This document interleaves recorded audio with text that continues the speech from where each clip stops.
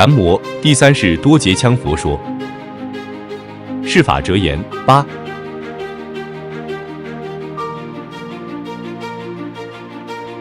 雄才之料，必当内充其实也。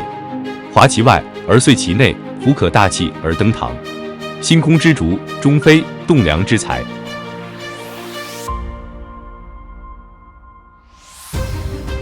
凡是具有雄才大略、才华横溢而为社会做出贡献的人，必须既具有充实的内心世界、深厚的道德修养，又必须具有渊博的学识。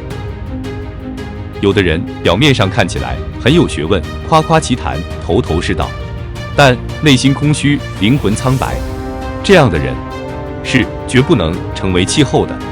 外表好看而内境劣昧的人，终究不能登堂入室，成就大业。正如像空心的竹子，外表高升清奇，其实皮薄心空，就不能做栋梁之材，因为它会遇浪即折，遇力即碎，又怎么能拿去做中流砥柱呢？感谢您的收看，欢迎订阅、按赞、留言及分享我们的频道。